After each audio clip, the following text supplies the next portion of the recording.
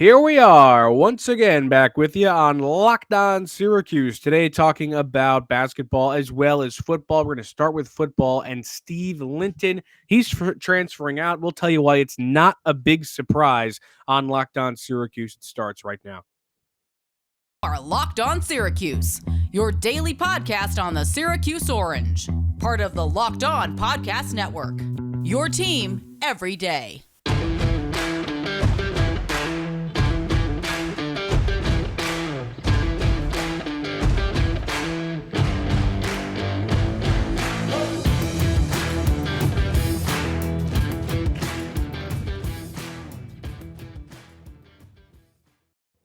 Matt Bonaparte, Owen Valentine with you on your Thursday episode of Locked On Syracuse. Thanks for making it your first listen every day.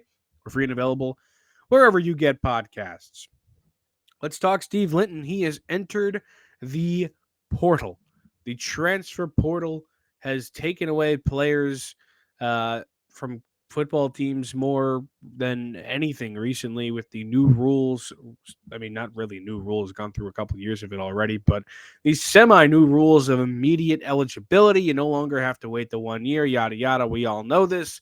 And Steve Linton is the first or one of the first to go. Anthony Quealy already left. A couple guys already left. But Steve Linton's the biggest name to leave for Syracuse so far after concluding the regular season. And Steve was a backup. He didn't play a ton. He played really, really well when he did, but maybe didn't get the amount of time that he wanted, which is totally understandable because I thought he was an incredibly talented player. He had 22 total tackles on the season, 6 for loss, 3.5 sacks, 2 fumble recoveries. One of them he forced. He was an incredibly solid player on that defensive line for Syracuse, one that had a bunch of question marks. And one where we were talking about Steve Linton preseason being a guy that's going to have to step up. He did, along with Caleb Okechekwu, Terry Lockett until the injury, Kayvon Darton, of course, the sawed-off nose tackle that Owen loves to say. Plenty of that. Linton gone, though. He is transferred away. And the reason, Owen, I don't think this is a big surprise, coincides with a quote tweet we got from Dominic Valeriati.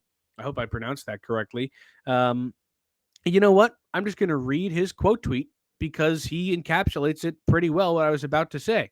He's quote tweeted the tweet from Syracuse.com's football page about Linton transferring, and he says, "This is not a surprise. His high school coach was on Locked On Syracuse before the season talking about his weight and how they all thought Syracuse didn't have the resources to help players nutritionally or to gain proper weight. He really dogged the program, actually, on that episode." And he did, and I was surprised when nobody really was talking about that, so I'm glad Dominic saw it. But it was back in the Klein Bones era of the podcast, pre-Owen days, when we had Steve Linton's high school coach on to talk about it.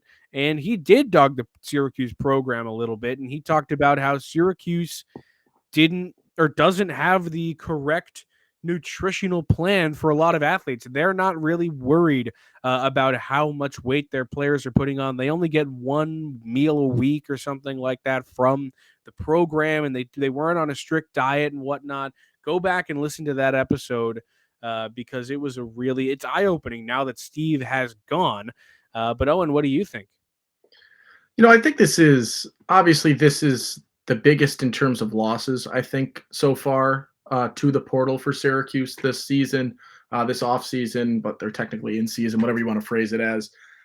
He's number 6 to go at this point. A trio of receivers, Huff as well on the D-line, and then, oh, God, the guy's name is slipping me. The O-lineman, Magnuson.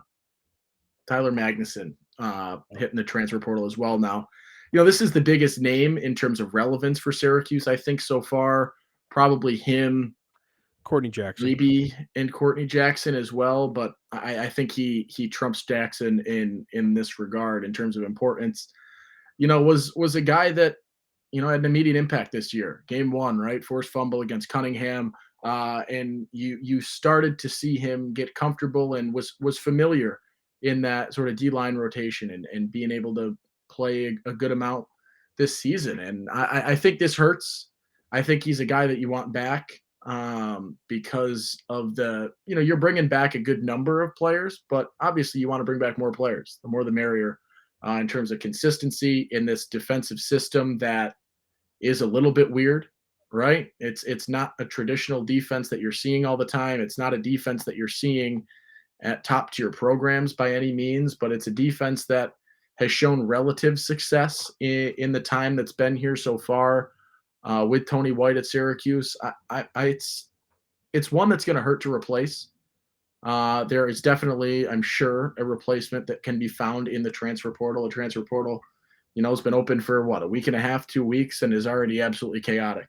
But you can, transfer at any point pretty much now. It's chaos, and it's going to continue to be chaos, and there's going to continue to be conversation after conversation of so-and-so's transferring from Syracuse or from another spot and could be a perfect fit for Syracuse, or, former names that Syracuse recruited and was in conversations for that went elsewhere, now entering the transfer portal. Can you rekindle things like that?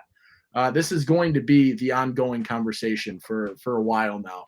I do think, Dominic brings up a good point, and you bring it up as well. I unfortunately was not a part of that interview over the summer in the off season about that situation, but I do think that's eye-opening.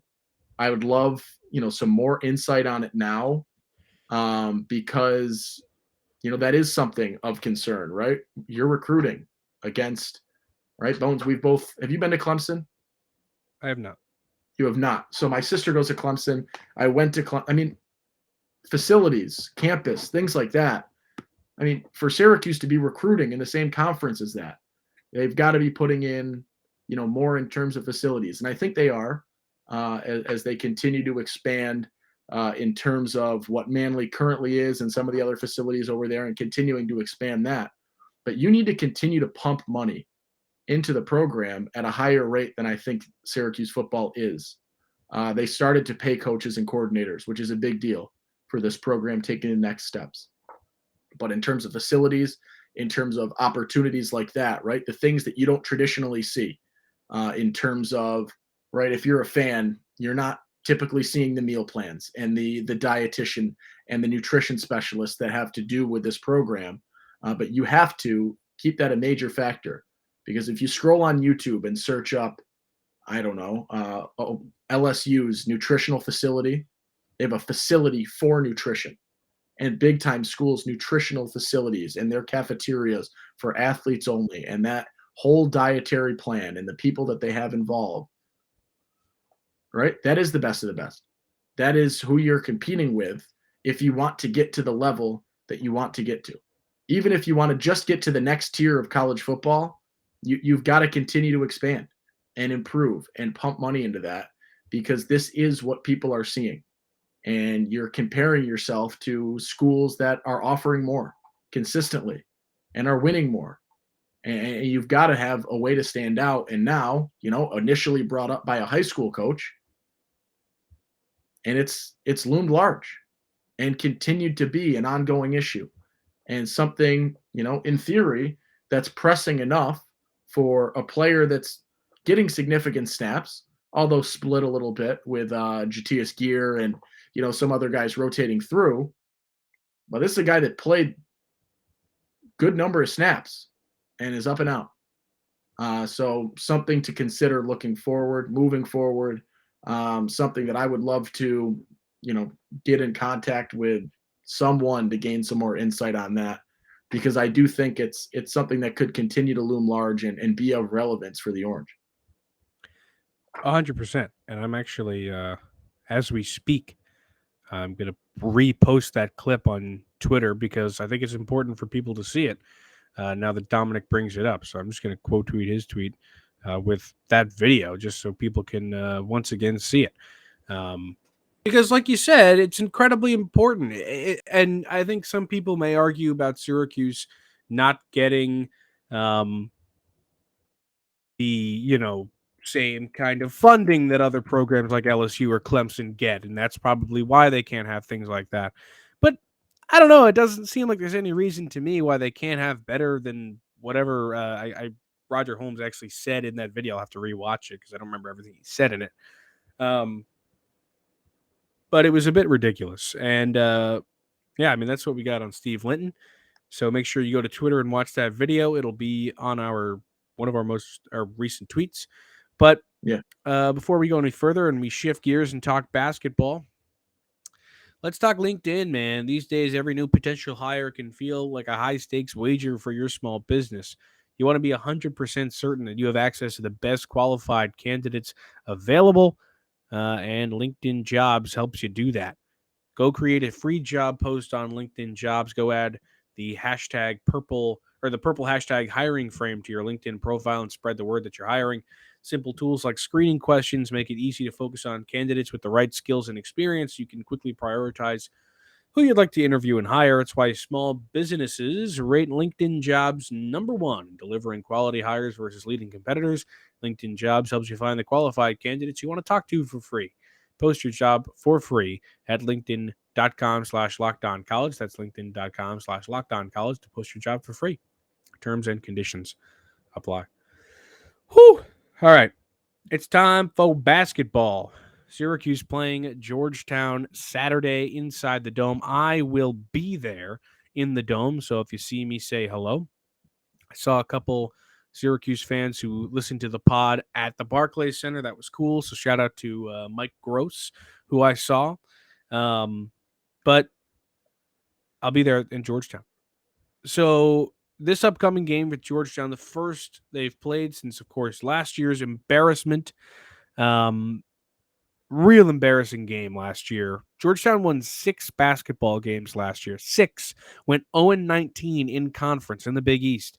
One of those 6 was Syracuse. They only won one more game after they beat Syracuse on December 11th last season, and they beat Howard, which I believe was either the next game or 2 games after that. They didn't win another one.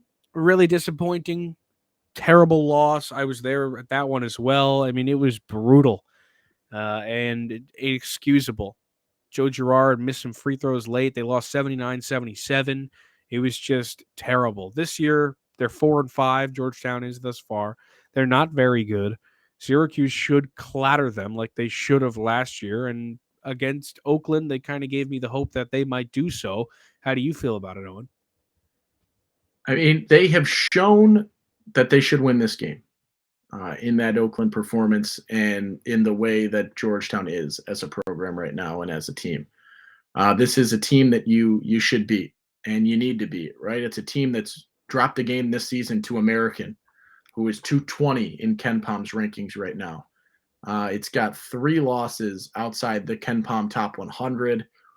It's not great for Georgetown right now. And it's a Patrick Ewing-led squad that, has name in terms of relevance, but has not really been relevant since he got there. And so this is an opportunity for Syracuse to stay in the win column, grab another much needed win, and continue building momentum in a game that, albeit the rivalry has faded since leaving the Big East and in the, almost decade since ACC play began for the Orange, but still has rivalries, right? With Ewing on one bench and McNamara and Boeheim on another bench and Autry on that bench, right? There's enough of the old Big East rivalry to be lively. And this should carry enough weight to make it an important game for both teams, as it should be. And they've played close games and they've played good games, right? You think to Battle a handful of years back. You think to, last year, albeit Syracuse loses a close game. They've played some battles, especially recently. And I think that there's still enough kindling there to bring this game to life, especially within the Syracuse fan base, that I'm excited for this game because of the opportunity it presents for Syracuse to get a win, its 3rd straight, and really continue to build some momentum and continue to improve and show what you have in the tank this season. I'm not sure what Georgetown really has to offer. They play tonight. This will release, so it'll be yesterday. At this point, they play Siena tonight, and they're 6-point favorites per KenPom against Siena, which should say a good chunk about this team. I don't know what I have in terms of them right now and who I'm looking at. They got some names, some players that can score, but this is a game that when all is said and done, Syracuse should walk out of victorious. Totally. Quickly off topic, I just want to correct myself from the Steve Linton conversation. I was just listening to the Holmes clip. He says in it that Syracuse gave its players one training table meal a day, not once a week. Just wanted to correct myself so I didn't misquote Roger. Yes, back to Georgetown. A team, like you said, that has some players, but I don't really know if I can pinpoint one and say that guy could really burn SU. They're not a great team, like you said, 154 ranked in terms of KenPom. They've played some decent competition this year. Like honestly, not a single team they've played this season has been below. Only one team has been below 75 in terms of KenPom ranking. So they haven't had any real cupcakes. Oh, I'm sorry, I was looking at the wrong thing. I Totally was throw that gonna out. Hey, say, let what me I just let me said. shout you What I there. just said. Throw that out. Hey, throw that out. Throw that out. Sometimes you look at the wrong number, and that's just a thing that happens. They have played cupcakes, and they've beaten them, and they've lost to them. So, hey, I'm learning with you in real time. Yeah. That's how this works. That's why this podcast is great. Georgetown's a bad team, and Syracuse should beat it. They do have Siena tonight as we're recording this, so I wonder how that game will go. Honestly, with the losses they've had, they lost to American, who's terrible. They lost to them by 4. They lost to Loyola Marymount. They lost to South Carolina, who's awful, in overtime. They beat Coppin State and Green Bay. Green Bay, almost the worst. I think they are the worst team in the nation, according to KenPom. So good win at Green Bay, Georgetown. I don't know how the Siena game's going to go. Honestly, could go either way. But they do have a tough slate. The ACC or the Big East slate is a rough one this year. They've got Syracuse at 78 ranked, and then they go to Xavier, who's 34, Connecticut, and then the DePaul, Butler, Nova, Marquette, Seton Hall, and then the Big East slate gets tough, man. Georgetown's in for another rough one. And I got to say, I'm happy that Syracuse is playing a little bit easier of a schedule than that. Maybe get some wins before you have to face the UNCs and the Dukes and the Virginias. Virginia's going to be bad this year. Kihei Clark's still there. Cannot believe that. How about this? But, yeah. I mean, Georgetown plays Siena tonight, and they don't have another team outside of KenPom's top 100 the rest of the season. That is what their schedule looks like. And it's a number of games, including a UConn team that's outstanding. And you're looking at the right number this time. That's crazy. Yeah, UConn team that's outstanding. They got Creighton in the mix here twice as well. They play Georgetown. A tough schedule.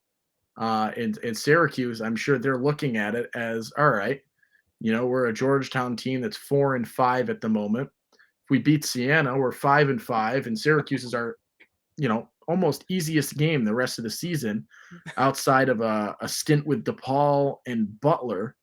And you're looking at this as an opportunity. You're like, all right, let's get a win. Let's get to 6-5 as we head into a very difficult slate.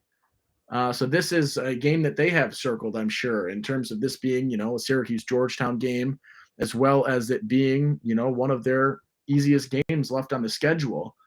This is a Georgetown team that isn't good. We left this one off. I mean, Coppin State took them to overtime. That's 292nd ranked Coppin State. Yeah. Okay. They have a guy, Primo Spears, that'll play pretty much the entire game. He's number 11 in the country in terms of minutes played. So you're going to expect him to be on the court the entire game. Averages almost 17. He's pretty good. Shoots lights out from the foul line, so that's important if this game is close late in the game. But he is not a three-point threat by any means. Shoots about 1 for 4 from beyond the arc. And that's sort of their deal. I mean, they got, a guy in Jay Heath. I guess the way I look at Syracuse right now and I look at opposing stats and I'm like, who is the three-point shooters that can throw Syracuse off? Because, even in a blowout win, Syracuse's three-point defense was not flawless. They're very much beneficiaries of the fact that you got an Oakland team that just can't hit threes and was abysmal from beyond the arc. But this is a guy in Jay Heath that shoots almost 45% from three, averages 14.3 a game. So someone to be aware of in terms of, the non-stud that takes Syracuse for a run in terms of getting lights out, getting hot in the dome is Jay Heath in this game, is that guy that I'm sort of circling to look out for. But this is a game that, as I said, and will continue to say, Syracuse should win this basketball game. And it's a game that you need to win. And this is the game on the schedule right now that I think is this is a decision maker for me. If Syracuse drops this game versus wins this game, I think that's my narrative for the rest of the season. Let's take one more quick break, and then we'll be back. This one brought to you by BetOnline. BetOnline.net is your number one source for sports betting info, stats, news, and analysis. Get the latest odds and trends for every professional and amateur league out there. From football to basketball to soccer and esports, they got it all at BetOnline. If you love podcasts, they got those too. They're the fastest and easiest way to get your betting fix. Head to the website today or use your mobile device to learn more. BetOnline, where the game starts. G-Town, not projected to win a single game after the Siena game this season. They're terrible. Honestly, I feel like we're building this game up to be they're so bad and then they're gonna beat us. Oh yeah. That's a classic Syracuse. Like they're giving me too much confidence now. Like they're gonna have to break me down at some point in the next couple of weeks. I just hope it's not this game. You got any closing thoughts on the Hoyas here? Or Steve Linton? Their block percentage on offense in terms of percentage of shots that get blocked is outstanding. They only get 3.8% of their shots blocked. That's second how everybody best has in the to country. Describe a Ken Pom stat. Everyone's always got to say the stat and then describe exactly what it means because nobody knows what you just said. Their average defensive tempo rating, like, all right, just tell me how many blocks they've got. So, but here's the conflicting thing. So Syracuse, is one of the nation's best in terms of the shots that they block. So this will be very interesting to see how that goes because Jesse Edwards sits at 21 in the country, blocking 1 out of 10 shots faced. So that'll be a battle. That'll be a real good one. And that's our Ken Pom stat of the day in terms of the deep dive. But when I look at this game, we're a couple of days out still. It's a fun one. I hope that there's a decent crowd because it is still Georgetown. And I think for a lot of the Syracuse fan base, that still means a good amount. As much as it's dwindled, as much as it's not the same, a Georgetown game still holds true as being important and being relevant and being, one of the biggest games of the year. You're getting Boeheim recognized in this game as well as Pearl, right? Is that recognition happening at halftime of this game, I believe? Or maybe pre-game? At some point, they will be recognized. There's the brain fart. We're good. It's an important game in terms of what it means to the fans and this sort of, upcoming stretch. Saturday game. Hopefully there's a decent crowd, gets loud, is a fun environment, and gives Syracuse a chance to walk away victorious in this game and a little bit revived based on the start that they had to this season. I don't know. We will have to watch them play. You did nail it perfectly. This screams trap game where we're overconfident and they think this team has figured it out and they come out flat. I hope that's wrong. But they were one of Georgetown's 6 wins last season. So who knows? These are all facts. All right. That does it for today's episode of Locked On Syracuse. Thanks for making us your first listen. Go make your next Locked On Sports Today podcast. They got reactions, recaps, takes, everything. The take of the day. They're available on the Odyssey app, YouTube, and wherever you get podcasts. I'm Matt Bonaparte. He's Owen Valentine. We'll be back tomorrow. I might have a different background, but we'll be back. We'll be talking more Georgetown game. We'll be giving you predictions on the Hoya Sucks a game. Everything you've got to know will be on this podcast. We'll talk to you later.